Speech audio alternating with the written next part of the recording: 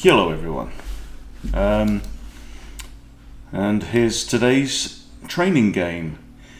It's been a weird night. I was up all night, loads and loads of ideas coming through for my new book, which is nothing to do with chess. It's all to do with health, diet, food, politics, all that kind of stuff. And so I've picked up an open challenge. It's a 30-minute game, and we started. This is an interesting way. So I've got e4 and then d5. So I've got the Scandinavian defense, right? Now the normal move and the best move here is to take the pawn, tempt the queen out, and then you can develop one of your knights. Okay, that's normal. But I'm trying the Black-Mar-Dima gambit, possibly leading to the rider gambit, which could be a load of fun. So I've started by gambiting a pawn. Now, so what that means is that my opponent has now spent a move capturing my pawn and not developing. Okay, so that's basically the idea of gambits. Okay, he's done this. So what I was hoping for is knight out here. So the idea with the Black-Mar-Dima is to, so normally you'd expect knight to come out, and then you can play f3. Pawn takes, so you were gambiting almost a second pawn, but then you can recapture with the queen, and then that hangs this pawn, so hopefully his queen's going to get there. But I think with this pawn move, let's have a think. Just going to think this through. No, I don't think it's likely to work now. The idea is that you bring your knight here and then actually give check, having castled long with a rook on this open file. But does that work? Well, let's find out. Okay, it's an unrated game. It doesn't matter. So the idea here is that pawn takes and queen takes. Okay, now I've hung another pawn. So he's up a pawn already, right? But he's got no development. Look at his development. Oh, he's pushed another pawn. Now, we were going for this idea, you see. And now that idea is no longer on. But I'm still feeling like I want to develop my bishop. I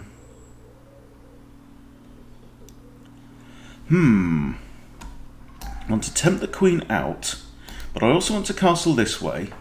Right, so if the queen captures now, yeah, I just need to get my bishop out into the board, I think. Okay, I'm going to play this and get the bishop out into the board. So this is interesting. This is a variation on the gambit line. My opponent's rated 723, so like half my rating. So this would be a 0-16 for me if it was rated, but it's not rated. And that's good because I've not slept all night long. I've had about 3 hours sleep. I've been up since about 2 a.m. My wife's just told me that it's only 8:30 because I was about to head off to the hairdressers. Basically, next time you see me, all this straw is going to be gone. So basically, my hair's been growing for a while, and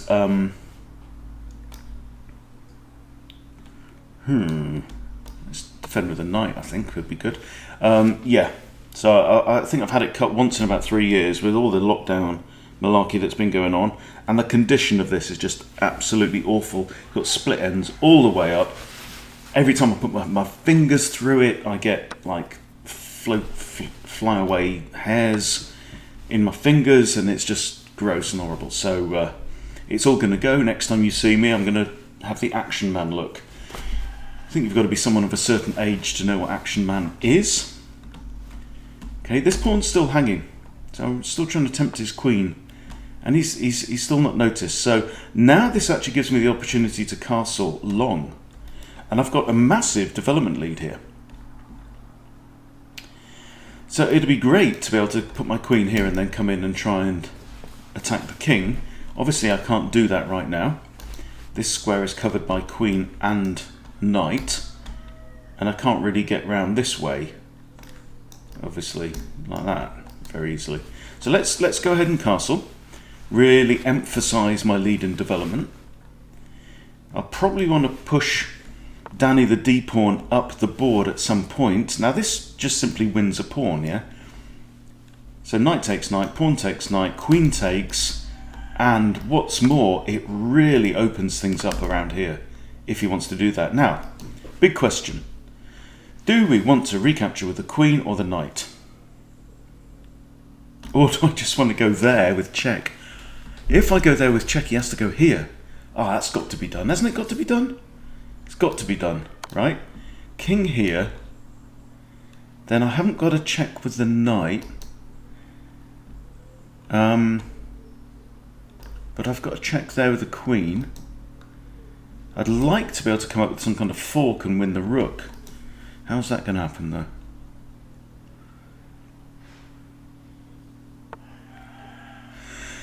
Welcome to my world of pain, world of pain, world of pain. Knight here attacks the queen. So queen can go to any of these squares, but that would simply be a trade. Bishop here, no dice. How about just d5? No.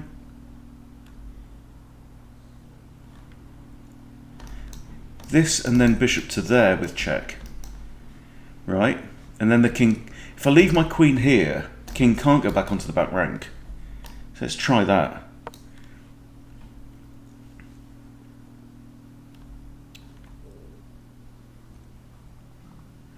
Fun with gambits.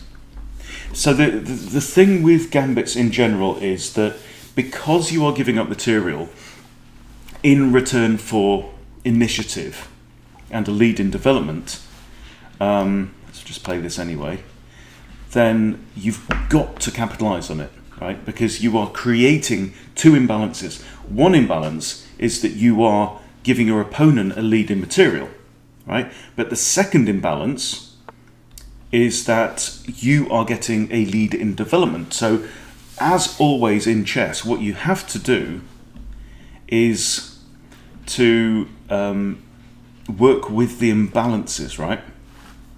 So here, I'm down in material, I'm down a pawn, but it doesn't matter because I'm just going for the attack, attack, attack.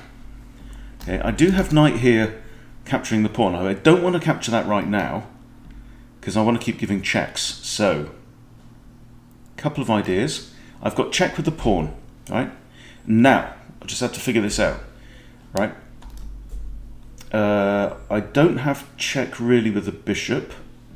I do have a check with the queen, right? Don't have a check with this knight.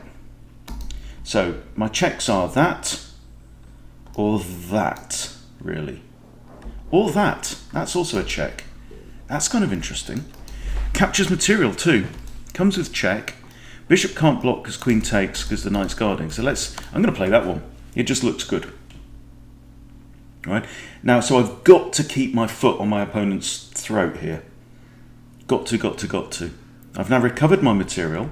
My king is actually safe. His king has been flushed out like a rabbit. Haha. Attack of the queens. Also, there's a discovery here. How long's that been on? Oh, since the king moved, yeah. Alright, now, I have another check with the pawn. Pawn d5 is an idea. And king can't go there. That's out. Right? So the king's in check, can't stay where he is. So queen takes pawn is not an option.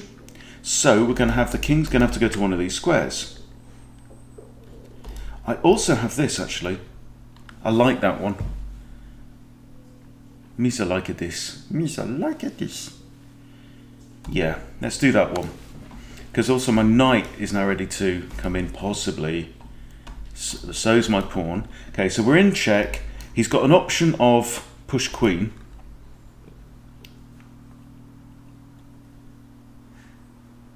And if we trade queens, it's going to bring the king even further out into the board. Alright. Also, look, there's a there's a knight fork on queen and rook.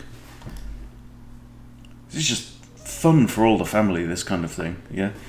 Okay. Now I want to give check again, obviously. Even got like this as an idea. Gets the bishop out of the firing line of this guy. However, if I take, king must take, right, so the king's going to end up on d5, then I've got bishop g2 check.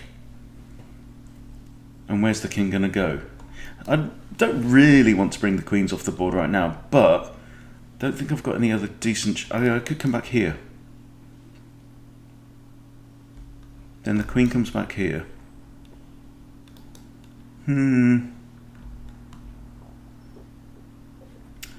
So with this, let's think this one through. Queen takes me, bishop takes with check. I mean, it's a pretty good situation. My opponent is well behind on development. You see, all these minor pieces undeveloped, whereas I've got all my pieces involved. So what are all the checks? Queen takes queen is one. Queen to here is another, which would prompt that, I think. Then I've got another check. Let's do this one. Let's do this one. Let's keep him on the run. Does an exchange of queens favour black or white at this point? That's a good question.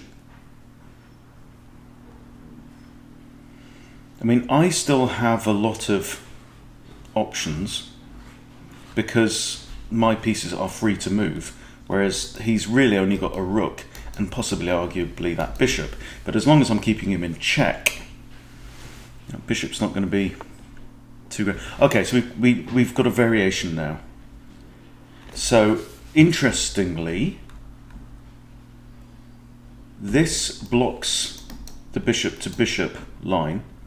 So I'm thinking about rook g1, bishop g2 with a pin on the queen.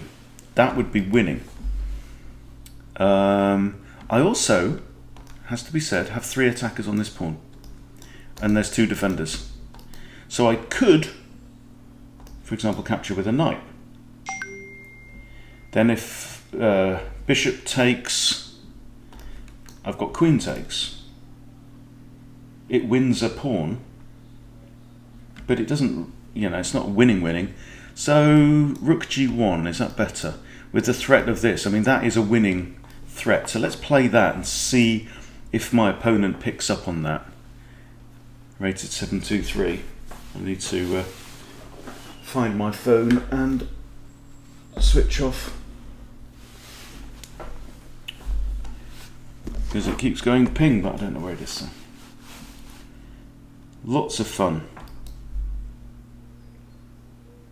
So who should play gambits? You should play gambits if you like being in a situation like this, where you need to keep the pressure on. If you enjoy these kind of slightly risky, pressured situations, then gambits could be lots of fun. Okay, so now I'm going to play this, look, and he's got no way of blocking. He can't put a piece on either of those 2 squares, therefore the queen's going to fall. So either I'm going to capture it with my bishop, or he captures the bishop here. Now, one thing he could consider is maybe like a counter-attack. So knight to here, but then I'm simply going to move my queen out of the way, or actually I can capture, so you see, but now I can capture with check. Ultimate forcing move, black has to get out of check on the very next turn, right? And pawn can't capture. So he's in check, so I'm expecting king takes bishop. There we go, okay. Now I have queen here, defended by the knight. The knight is still attacked by the pawn, but notice that we haven't let up yet. Notice here, actually, he could have captured my knight with his pawn. Wasn't paying attention to that very well. Okay, so now here's where we are. And let's have a practice at finishing off a weakened opponent. The rook's undefended, but the rook is defending the knight, and that's defending that bishop. So I'd love to get my queen onto this diag. So how about queen here? If the king retreats, I've got queen here with a fork protected by the pawn on d4, so that's looking good. In fact, the king can only retreat there because would still be in check, and so would that. So there is actually only one legal move here. And then I also actually have that, which would be a fork on the rook with check.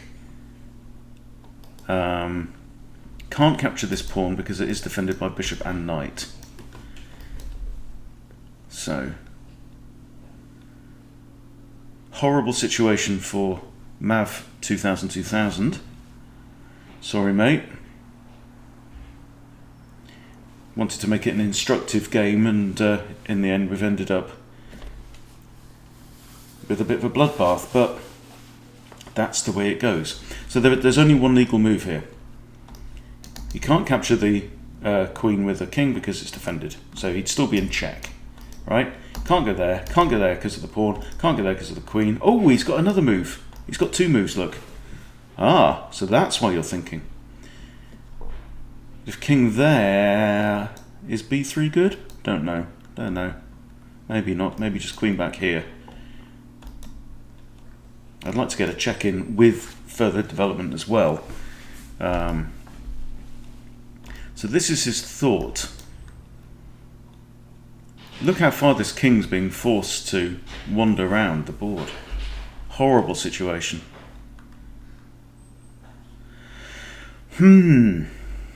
So anyway, let's just go back to the beginning. If you face the Scandinavian, somebody put this in a comment a few weeks ago, right? I don't like the Scandinavian very much. I don't like seeing it. But this idea is a really good way to throw a Scandinavian player completely off their game with this gambit. So yeah, if you want to know it, I mean, I can show you the thing, but I showed it in a video the other day. I do have a video called Winning in 7 Moves, I think, with the Black Mardima Gambit. So this is the Black Mardima Gambit, basically with this move, right? And normally you get it from, if you're a d4 player, and they play d5, then you can play e4 on move 2. But we got it with e4 on move 1, then the Scandinavian, and then d4. Okay, and the idea is if they take, you develop, threaten the pawn, blah blah blah, and we go down that line. And then if you're lucky, you can get the Rider Gambit, and the Rider Gambit does make sense. It's a lot of very natural moves from black. Okay, so anyway, where are we up to? My opponent's having a really good think. He's got the option of 2 moves, but they're all horrible. In fact, if king goes here, look, I have d5 as well, with a discovered check by the queen. I think that'd be quite cool, because it makes my rook a bit better, because then my rook's looking at these 4 squares. Yeah, either way is just disgusting for black, but lots of fun for white. So it might be good to do a video going through a whole load of gambits, wouldn't it, at some point? I mean, there are lots and lots and lots. There's several that I don't play. I mean, I don't play the King's Gambit or the Queen's Gambit. For example, Queen's Gambit is very kind of classical and principled. King's Gambit is from a romantic age gone by, and can lead to some really weird games. And there's other stuff like the Budapest Gambit and the Stafford. I don't really play. That's Eric Rosen's territory. He's the guy for your Stafford Gambit. But there's a few that I like. You know, obviously the Vienna Gambit, but the Vienna Gambit only works up to a certain point. You know, I think at 1600, 1700, people are going to know how to refute it with this d5 move, right? If you play the Vienna. So, is he still there? He's been thinking for quite a while here. Okay, so yes, the Vienna Gambit is not really played very much at the top level. So while my opponent is having a think here, let's pull up the Explorer. and I'll show you at the top level what happens. So the Vienna game is e4, e5, knight c3, and then if you get the Falkbeer with knight f6, the Vienna gambit is now f4, and it's the fourth most common response by white here. And the reason it's the fourth most common response by white is because black actually has a 36% win rate. Okay, whereas these bishop c4 also has 36% for black. g3 is worse for black with 29%, but knight f3 is the worst of all for black with only a 23% win rate for black, but a 38% draw rate, which looks very dull indeed. So this would be very likely to end up in a 4 knights just death by boredom. So no, he still hasn't moved, so I expect he's going to oh no, right, okay.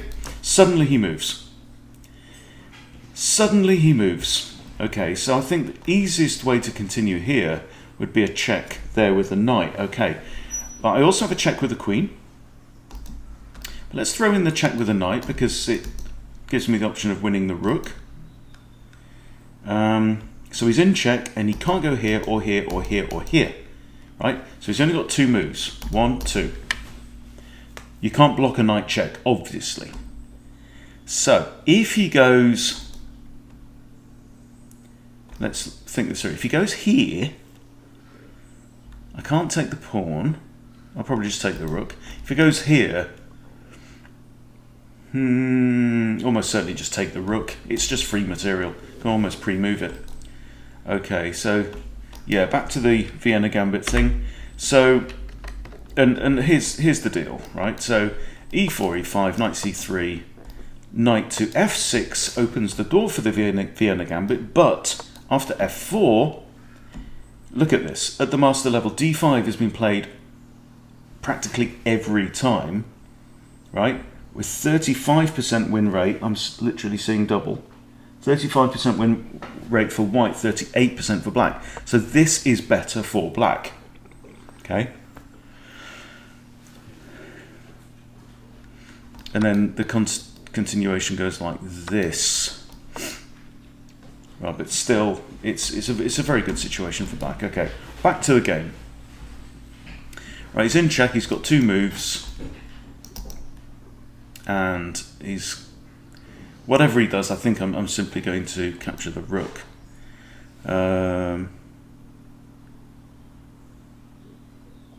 Yeah, could almost pre-move that now because there's only 2 legal moves, and with either one, I'm going to take the same response. Okay, so while we're here, so the Vienna gambit, yeah, it works. It works great at the intermediate level, but I think as you start to get advanced play, this is pretty much a refutation. So it might be, you know, I think that maybe, you know, if I get back above 1500, maybe 1600, I'll stop playing the Vienna gambit, but there might be other lines in the Vienna that I might like to play. Obviously, I've played the Danish gambit an awful lot, which is like the mirror image of the Black Mardima. The Black Mardima, you've got this pawn here. With the Danish gambit, it comes from the centre game, which is d4. So this is not the Danish gambit yet. Centre game accepted is this, okay, and that could obviously lead to queen takes, or it could knight f3 is playable, but this is the Danish gambit, okay. Then if the pawn takes, you've got a couple of options. The riskier, sharper line is to develop a bishop and allow black to take another pawn, and that's what I've played the most, and then you recapture with a bishop and you've got these 2 awesome bishops slicing through the board. There is also supposedly a refutation to this as well, but I haven't learned that off by heart. I really don't need to at this level because my opponents don't know it, right? So that's the Danish gambit. Other interesting ones for white, you've got the Smith-Morra gambit against the Sicilian. So this is kind of similar to the Danish, but it's the C pawn instead of the E pawn that's doing the capturing. And then if pawn takes, knight takes, right?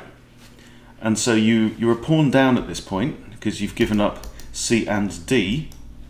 Black's only given that up, but look, you've got control of the centre and with the knight, and the pawn's protected. So it's a nice way to start against the Sicilian. Okay, still not moved. Let's go back. What else? You got your wing gambits as well. So there's a wing gambit against the Sicilian with b4, and this is what I'm playing at the moment. Right, you're tempting black to grab the pawn, and then you go, thank you very much, I'll have the entire centre of the board all to myself, and hopefully a relatively easy game. You can also play a3 straight away as well, with the idea of recapturing with the bishop or the knight. Means that this pawn can't really move. So if this pawn tries to move now, you capture the bishop and you force the king to move, and you should have a decent game. This has been played once at the master level, and white won. It's clear advantage. Okay, back to the game, and he's still pondering what he's going to do because he's in so much trouble. Okay, there goes the king. Now, a couple of options. Could develop my rook. Okay, but I think I'm just going to take the material. Rook can develop next, and then the queen can come in. Now, queen can't go to either of those two squares. Another option actually here is d5, because this pawn's pinned now, right? d5 threatening to capture the pawn.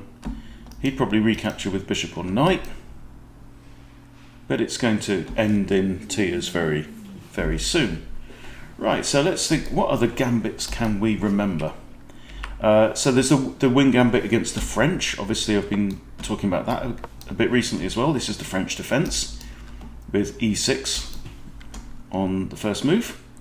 And then you bring out the knight, and then d5 is played, and then you push. And then black will almost always push c5 if he's a French player, because he knows that's what you do in the French.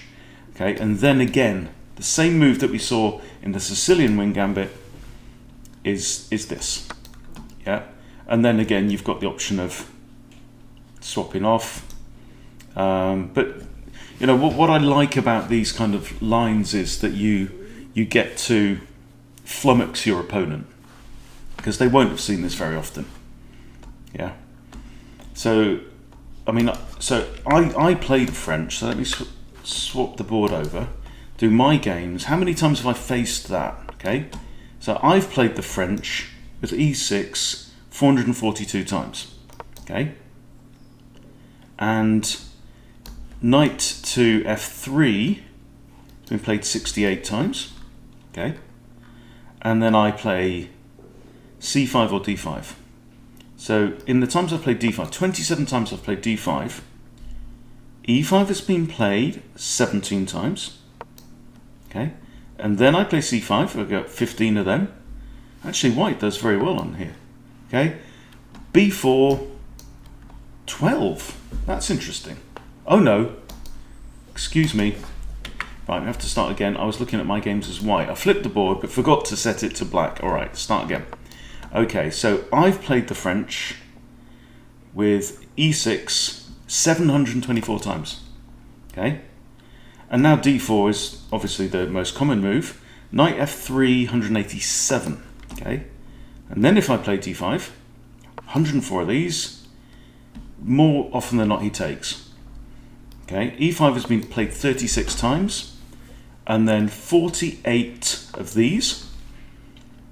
And b4, once, and that was against Hops 09, and he beat me. Yeah, and there you go. And I'm a French player, right?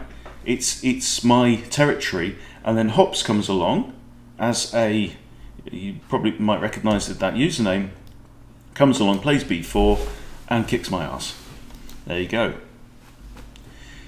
So, has he moved? No, he hasn't. Right, he's down to 10 minutes. But it's a horrendous situation now. I'm up a queen and a rook. And an exchange. I mean, this is just horrible. This is just absolutely horrible. So completely lost situation now for him. All right, back to the world of Gambits. So what else do we have as black? Let's have a think. Not really. I mean, you've got the Stafford Gambit idea as black, which is pretty cool. So this comes from the Petrov. So, I mean, most common move here is obviously knight to c6 to defend this pawn from there, right? But the Petrov is knight f6. And then if white goes ahead and captures, which I've seen, I mean, I've not played this an awful lot myself, but knight takes e5 has been played 29 times, and it's been not good for black, right? Winning less than 1 in 3. Knight c6, this is the Stafford Gambit, and it seems that I've played it about 30 times. Knight takes, d takes, and then it all goes horribly wrong. So let's look at an example game. Bishop c5 has been played a few times. Oops. Oh no, this is my go, isn't it? Yeah. Okay, bishop c5, so you're targeting f2. You're ready to castle as black. Right? White's ready to castle. Let's look at this line because I want both of those. Bishop g4, attacking the queen. Right? f3. Okay, so I've got one game here. And now what happens? Lots of fun. So I'm going to click view all games from current position. And let's go through this game. Apparently I didn't play very well at all with a 30% accuracy. So we have, there we go, Stafford Gambit, accepted. All right, knight out. So my opponent here was rated under 1,000. Bishop out, bishop attacking queen, pushing Freddy. And now boom, queen comes out, okay? Threatening mate in 1. Horrible situation. Queen defends, bishop retreats, pawn pushes, castle's long, bishop out. Now this pawn can't capture here, notice, because the king and the queen are in line behind it. But knight pivots round, takes. Now the threat is this knight moves or captures the bishop, say, and the queen and king are in line. Bishop can't block. Knight could block, actually. That would be an idea. Queen moves out the way. Capture with check. That's probably not the best move. I bet there's something else here. And then finally delivering checkmate with a rook. Lovely, lovely finish. So that's the Stafford Gambit. Very, very exciting. Oh, wow. Okay. In other news, just in, we have movement in the game. All right, now. So we talked about d5 as an idea. Threatening to capture the pawn, open up the king. I don't have checks with the queen. I can't go there because of the evil knight. So ideas are rook f1, rook e1, or d5. So I'm going to play d5, just for giggles. So he took a couple of minutes over, or he took 5 minutes over that last move. There we go. All right, so that's the Stafford Gambit. Let's have a think. What else do we know? Your brain's not working too well today, but let's have a think. What other cool gambits are there? What other crazy gambits are there? Let's have a think. So I need to go back to the Explorer, don't I?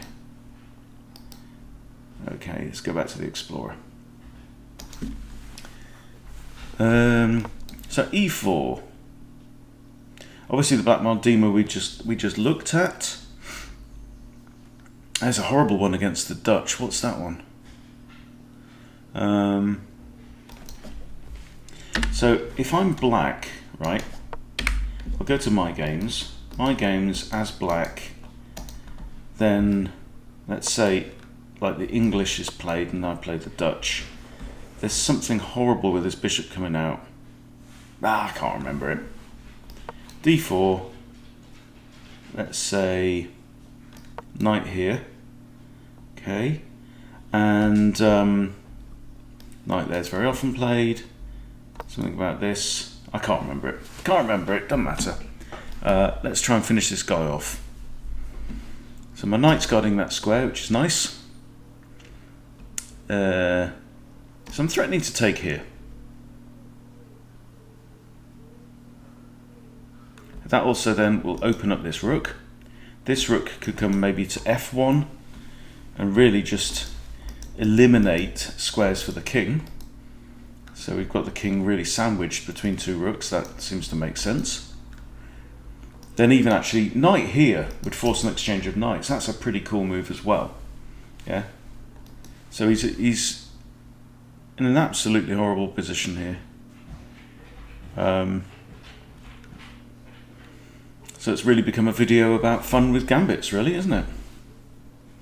Oh, so yeah, let me show you the rider gambit. Let me show you the rider gambit while we're here.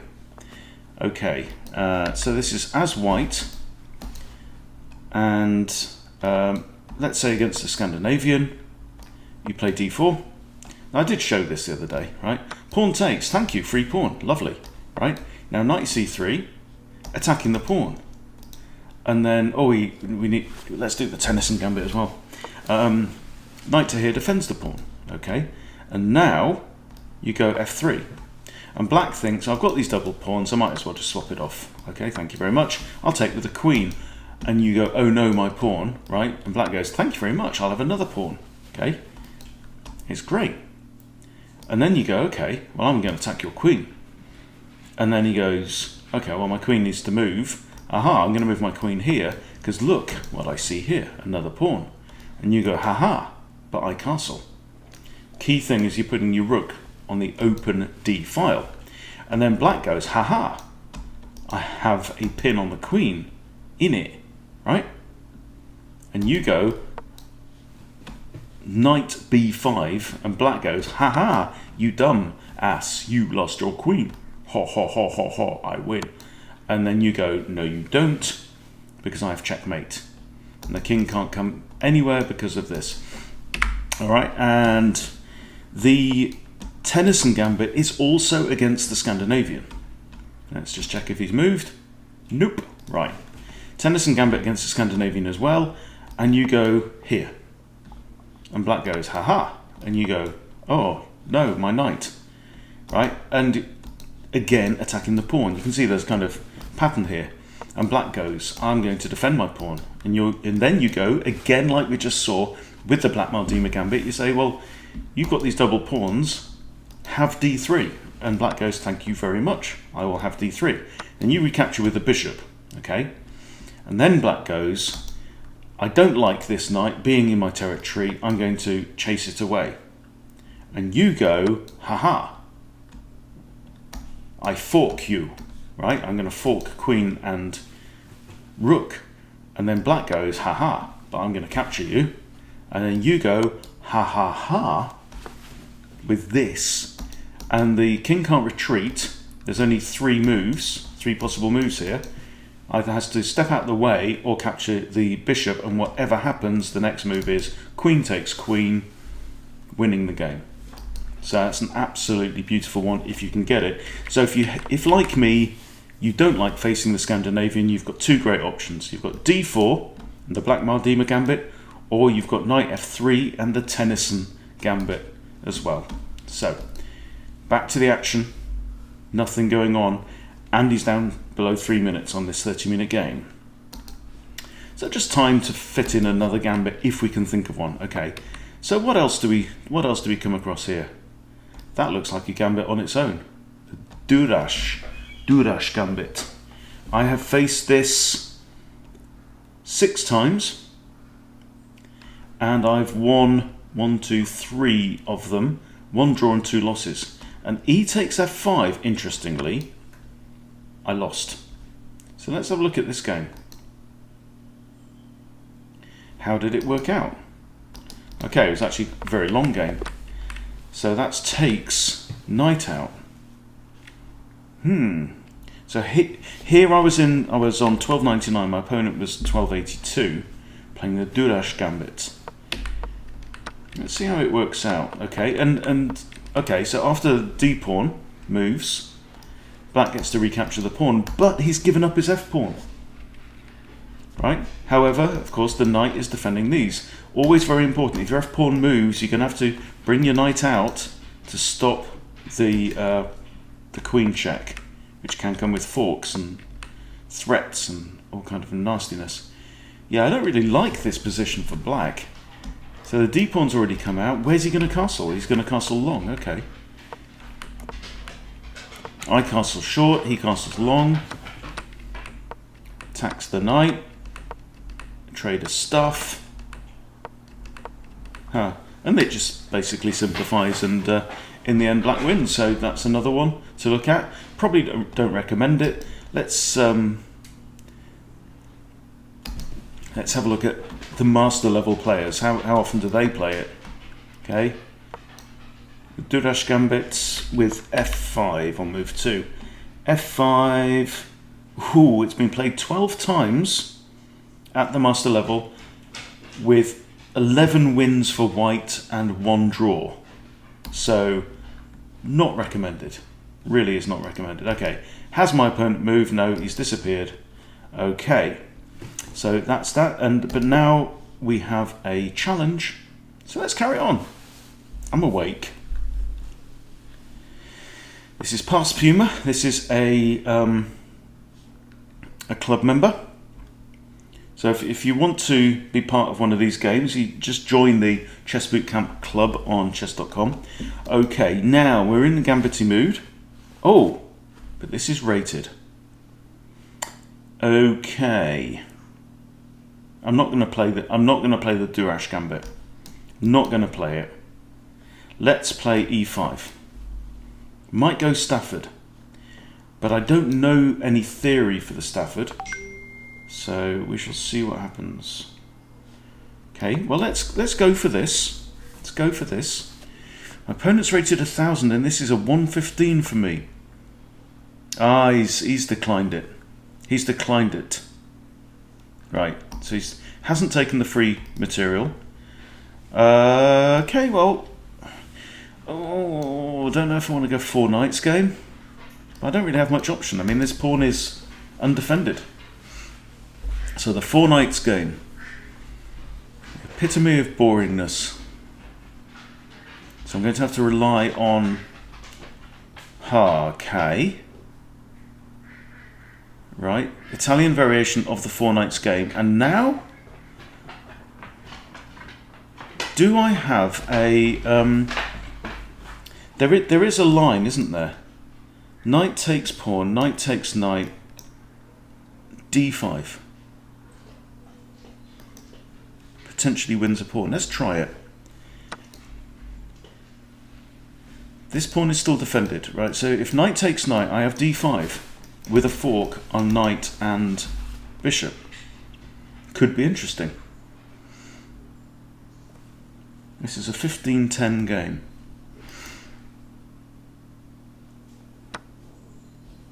Okay, now d5. It's defended by the queen. Bishop moves, I get the knight.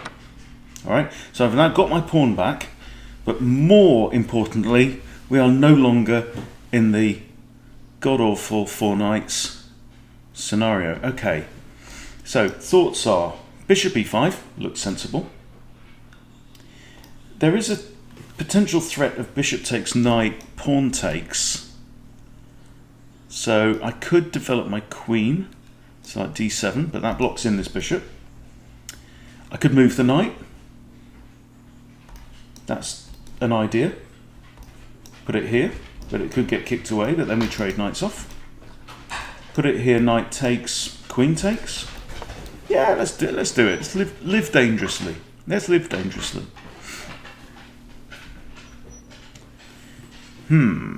So my opponent is past Puma from India, rated 1070. And I'm hoping that I can get an edge using tactics. However, it has to be said that my brain isn't actually on at this moment in time. So what I'm going to have to do... Oh, he's taken the pawn! Now, surely... Queen e7, yeah? Queen e7, let's think about this. Queen e7, I'm attacking the knight and the bishop behind the knight. So, how does he defend the knight? Queen there? No. Surely not. Let's try it. Let's try it. If my opponent rescues this game and beats me, then he's earned 15 points. That's fine. It's only a game after all, isn't it, guys? Only a game. Okay, so I'm attacking the knight, which is deeply unpleasant. And I think there's only two ways to defend. One is queen here. But that's kickable city, right? Get queen there. So queen there, I've got g6, right? Queen can't go here because queen takes. And that's the other. That's the only other option that he had. But what's he done? Oh my God, you moved Freddie. Don't move Freddie.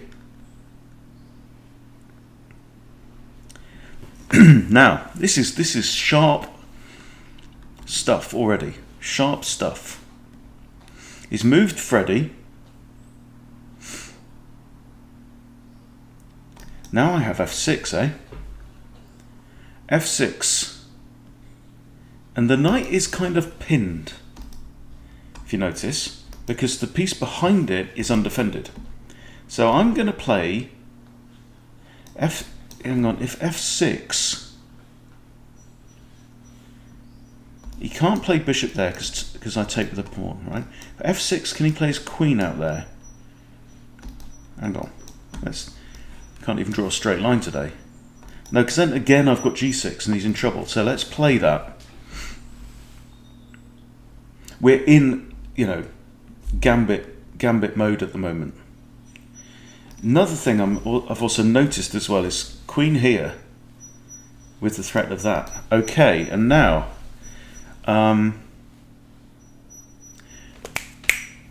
so I take knight, he takes knight. I take knight, he takes knight, I take pawn. Bishop is pinned against the king. Or option B. Move the knight out of harm's way. Here, bishop takes, knight takes, pawn takes, nope. Here, bishop takes or knight takes. He's got a couple of captures and don't know. No, he hasn't got a couple of captures because that would put him in check. So knight here. Knight takes doesn't come with check. I grab the bishop with check and then I grab the knight. Way hey. Knight here. Bishop takes with check. I take bishop. And he's still got a knight problem. Okay, I'm doing that. Yep. Calculation. Calculation. Now he's got to calculate. This is a fun game now. Okay, but now look. And it's a fork. Oh, but it's not if he plays queen here. If he plays queen there, no, then we trade queens and then I win the knight. So I'm going to win a piece out of this, I think. I'm a pawn down. Okay, so trade queens. King has to move. This is also good. This is also good, right? I actually have this. I could develop. Check this out. I could develop my bishop with check, and because Freddie is off the mark, Freddie can't block, right? So if bishop here check, he can't go there, he can't go there. Huh. Or do I just take the knight? Bishop out. No, always develop. We're in the opening. We're actually in the ending. We're in the ending and the opening at the same time because no one's completed development, but the queens are off the board. So there you go. Oh, I've got another check, but then he's just got d4 and blocks. So I'm going to capture the knight now. Now I want to get my bishop out, probably to here where it's defended, and then I want a castle. and then we're going to come after my opponent. All right, now, interesting times. I think this is a decent move. He's put me in check. Now, but remember the queens are off the board. So actually castling is not so much of an issue. I'm inclined to play king f7 or king d7. I'm just going to play king f7. And the big imbalance here is, so you need to get into the habit of spotting the imbalances on the board, right? The biggest imbalance is material. I have the bishop pair, he only has one bishop. Okay, I have an extra bishop. And plus the bishop pair is special in the ending because the bishops can team up and really control a lot more of the board. Okay, so he's come down now to harass me. If I retreat here and g4 here, pawn traps bishop, not possible. Okay, so my bishop has to come in this direction onto one of these squares. I'm inclined towards here, where it's blocking off the diagonal towards my king. All right. If he wants to come after me, I go here, and the bishop and the pawn are looking after each other, which is good. And then I'm going to have like bishop here ideas, all good. So I really want to develop this bishop still, because I'm still in the opening ending. And I want to centralize my rooks, clearly. Additionally, so does my opponent. However, he's got a slight issue. He's got all these dark squared pawns, unpushed, undeveloped. Okay, now he's done one. Okay, that's fine. That's interesting. So this looks like the obvious move. I'm not really attacking that. It's defended by his bishop. 1, 2, 3, 4, 5, 6 pawns. 1, 2, 3, 4, 5, 6, 7 pawns. He's got one extra pawn, and I've got doubled and isolated, but that's not too much of an issue because the board is open and I've got more material. I've got extra bishop free. Okay, so I'm going to play rook e8. And if I get the opportunity to move this bishop with check, I can force an exchange of rooks. Now, even if I just play like my bishop here, we might exchange rooks. And exchanges are only going to be good for me in this situation. Notice I have a light squared bishop, my opponent does not. Now he's got these pawns on dark squares. 4 of his 7 pawns are on dark squares. He's got 3 on light squares. That's actually restricting the scope of his bishop. So I want to be putting my pawns on dark squares to restrict the scope of his bishop even more. Now, let's... does this rook want to be on b8 or d8? I don't really know.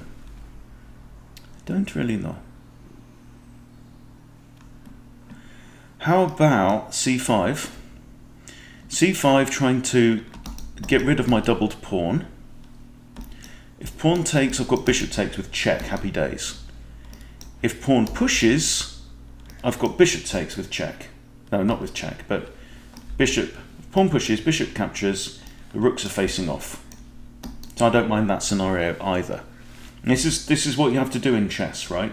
You have to say, if I make this move, what's my opponent going to do? If my opponent does that, is it better for me or better for them? And then as you get better, it's going to be, if I make this move, what's my opponent going to do? What's my opponent most likely to do, okay? If my opponent does A, B, C, D, okay, what am I going to do, and is that going to work out better for me? Okay? And then when you're like a grandmaster, you'll be going, if I do this and my opponent does that, I do this, he does that, I do this, he does that, and you're doing Beth Harmon ceiling games. By the way, I have a Queen's Gambit playlist on, I'm just going to swap off, playlist on YouTube Music. I don't know if it's public, it should be public. And it includes not just the music from the series that the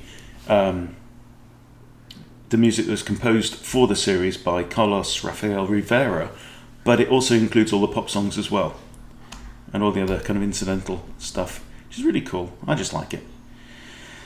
Okay, now we've got a nice situation where we each have an isolated pawn. So that makes life a little bit more comfortable. My first thought is to play bishop d5 and halt the progress of this pawn and pin this bishop. Okay. Now, Past Puma does not want to get into exchange of material at this point in time. He really does not. So I'm also even thinking rook e6, putting it on a light square, because he's only got a dark square bishop, and then slide my other rook across to e8 and get a barrage going against this bishop. Okay, pawn is defended. I'm not concerned. I like that plan. Let's go with that plan. Okay, so we're looking at this. Then I can capture the pawn, I think, right?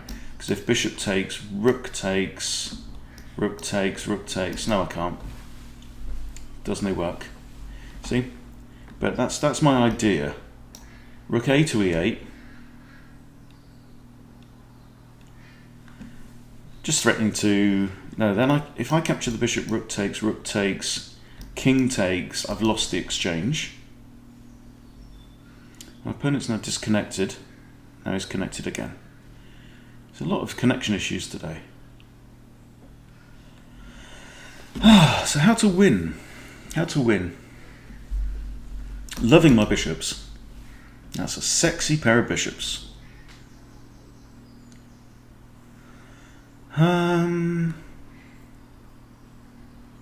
Could throw my a pawn up the board, which will mess things up. If this pawn moves, bishop takes a.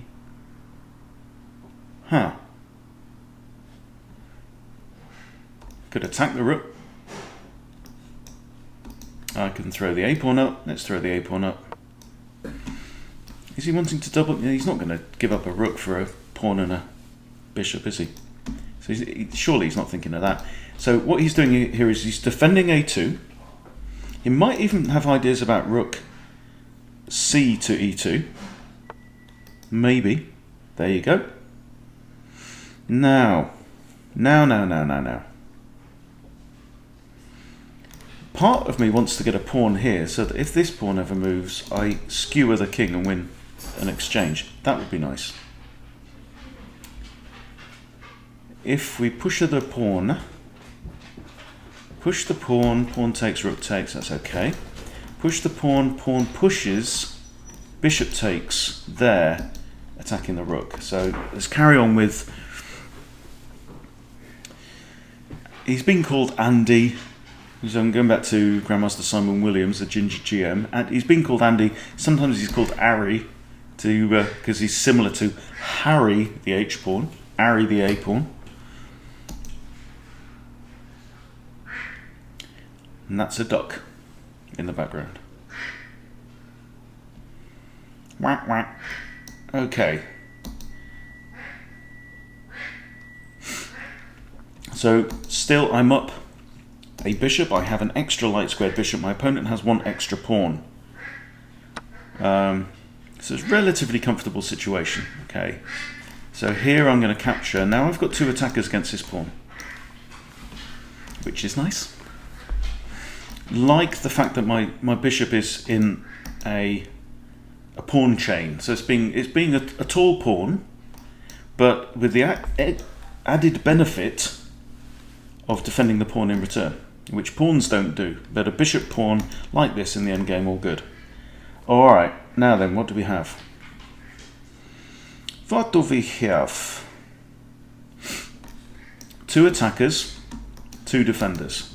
So capturing the pawn is not an option here. I can't play that. Takes, and I lose my bishop. Not good.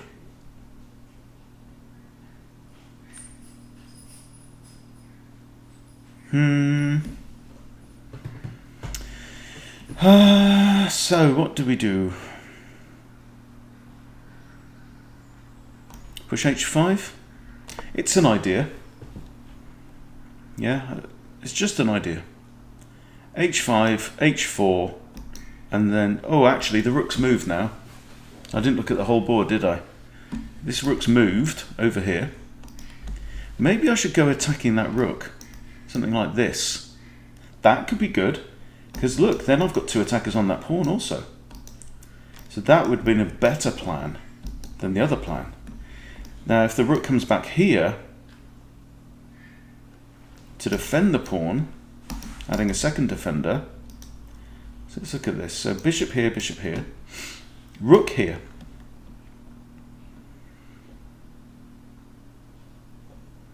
Then I get that pawn. Cool.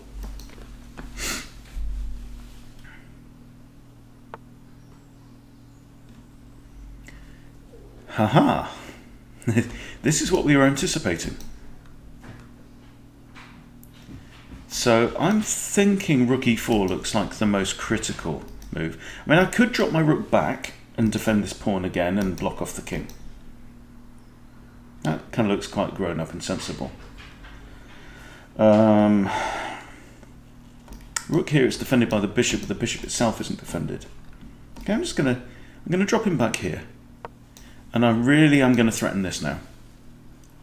With the next threat of that. And if he twigs that, then I've got this idea with the same bishop. Okay, attacking this rook and attacking this pawn a second time. So then I'm expecting the rook to come back here, but then I've got like rook takes pawn, something like that, try and trade rooks off. Should be comfortable. I would like to get some pawns off the board. This bishop is still kind of pinned, because if it ever moves, and it can't move with check, because my king is on a light square, right? If it ever moves, I grab the rook with check. Ha! Interesting. I don't know why I was talking about that, because the rook still isn't there. Okay, so we're going to go for this plan. This plan I like. Hang on, just think. Before we do that, why did my opponent make that move? Well, he's trying to get his king to safety. Here's another option. Simply rook a3. Two attackers on that bishop. Rook comes down here. Kick it. That's an option. Let's try that one.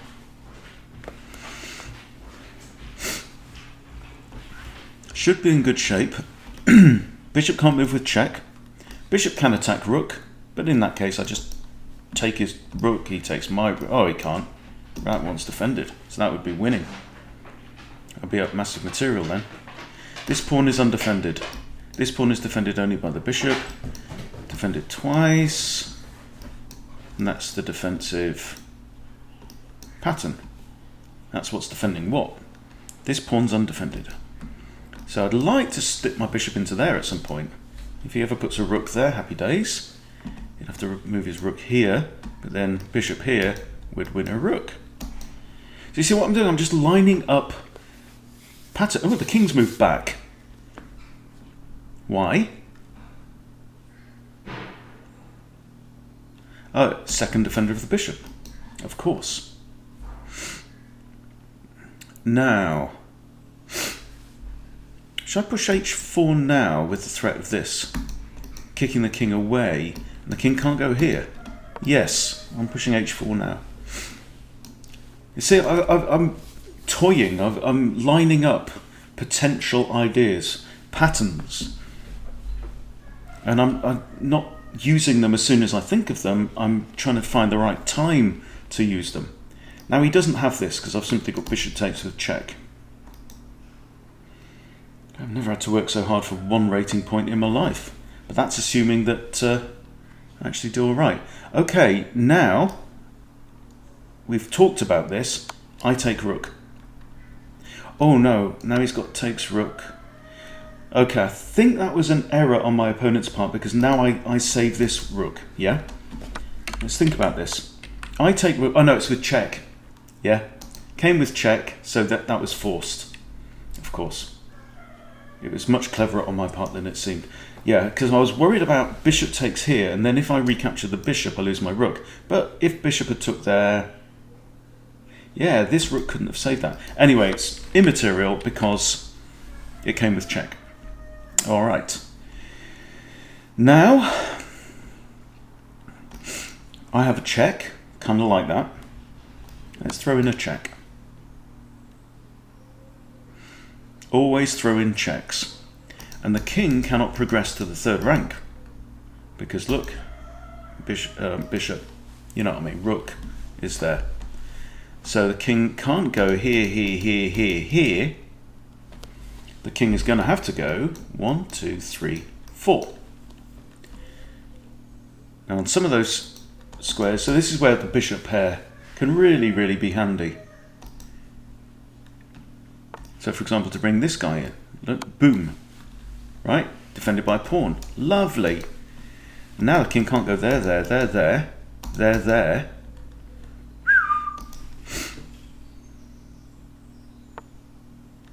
Only one square. Okay, now what do I do?